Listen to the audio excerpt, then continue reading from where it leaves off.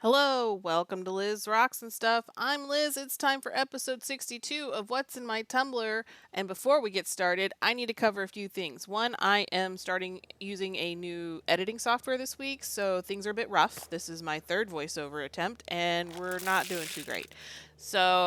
Also, Ruby Rose, spoil alert, did not shine at all. None of the pieces are shiny. Some of them are bruised, especially the ruby. I'm very disappointed, but I want to use this opportunity to sort of talk about why I have this channel, what is going on, and sort of rant maybe a little bit about the online space for rock tumbling. So when I tumble a new rock, I don't typically do any research on it. I'll look at the Mohs hardness, and that's about it.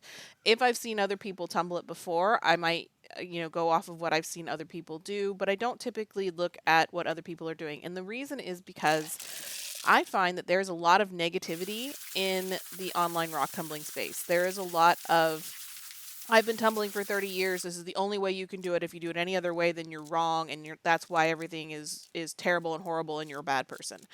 And I don't like that. I'm not that kind of person. I like to experiment. If you're going to tell me that something doesn't work and you can't really articulate to me why or what happens when you do something, I'm going to find out why. I want to do that thing to see why. So I've heard everybody say you can't do mixed batches because they won't turn out. But that's not enough information for me. I do mixed batches all the time. And now I know going in what rocks are typically going to look good and which ones are not on the way out. And I'm aware of that. So most people will not tumble ruby in zoyshite. They will cab it. So they'll put it on a cabbing machine and shine it by hand. And that's fine, but I don't have a cabbing machine, so I can't do that. And it's not helpful for people to just tell me you can't do that. You can't tumble that because I want to know what happens when you do, and that's kind of what happened. I have some shungite. Shungite's like a 3 on the Mohs scale. Everybody said you can't tumble anything below a 5. Why not? What happens to it? And it turns out you can. You just need to set your expectations and not overdo it, and maybe start at stage 2 for some things that are softer. So what I like to use this channel for, yes, I am just putting out there what my tumblers are doing every week, but I also hope that it's coming across that I'm not afraid to try things that people have said you shouldn't do or that you can't do. I want to know what happens when you do those things that people say you can't do or you shouldn't do. Because just saying you don't do it because I was told you don't do it and nobody's ever done it that I know of. Why are we taking the word of people we don't know?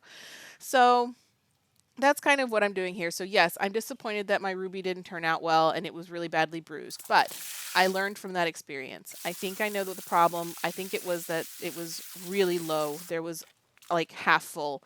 Um, I'm going to try it again and I'm going to make it a little fuller. I might add some media and we're going to see if I can fix things because I know that the Jasper should have gotten shiny at the very least and it didn't. But we're going to try it again. So getting back into this video, we talked about the ruby and zoyshite. This is the Coquina Jasper. It's going into stage 4 this week, and it is looking amazing. I am, even if it doesn't get any shinier than it is right now, I will be perfectly happy. I think it's going to be great. So now we're going to start into mix it up. This is a mixed batch. There is all kinds of stuff in here. There is some jasper, there's some quartz, there's some agate. It's a complete mixed batch in here.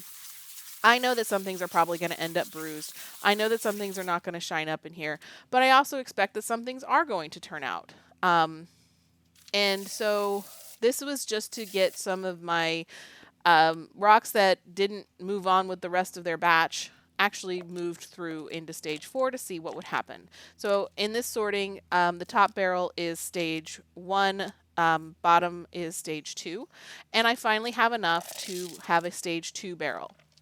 So that's what I'm going to do. So I'm putting aside those stage 1 rocks, putting in these stage 2. It's actually maybe a little over full, but I decided to just roll with it and see what happens.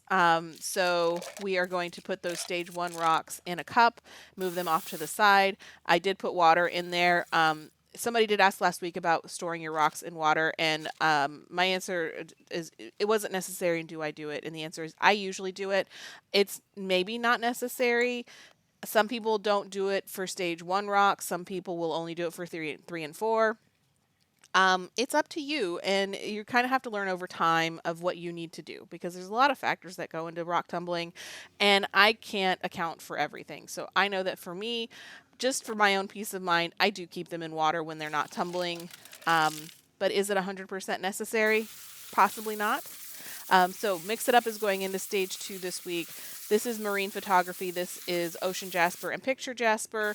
The big blue pieces are the ocean jasper. The smaller brown ones are the picture jasper. And so I'm going to sort through these. I finally have some of the ocean jasper that's ready for stage two. Again, top is stage one, bottom is stage two.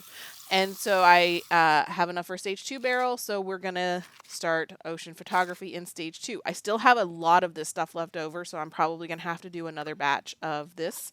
I don't know if I'm going to call it something different. Maybe I'll go with like the Meg or something. I don't know.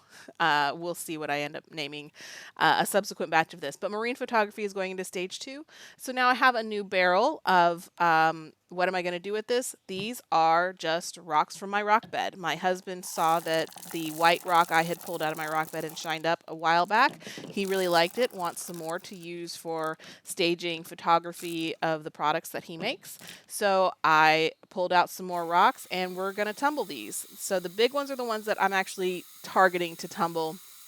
The smaller ones are just filler. They're also for my rock bed. They're just filler because you do need multiple sizes for the best tumbling action. So we're going to shine these up. I might also have to do a couple batches of these to have enough. Now, as far as what to call this, I decided since these were rocks that came out of my rock bed that I was going to call these bedrock. And because I am a child of the 80s and the 90s, when I thought bedrock, my brain immediately went to Flintstones. So I might actually rename this batch the Flintstones batch. Maybe I'll name it Fred or Wilma or something. I don't know. Let me know your thoughts on that. Anyway, thank you for watching. Thank you for listening to me rant. If you have any thoughts on what I was saying, let me know. I always like to have some feedback, and I hope to see you back next week.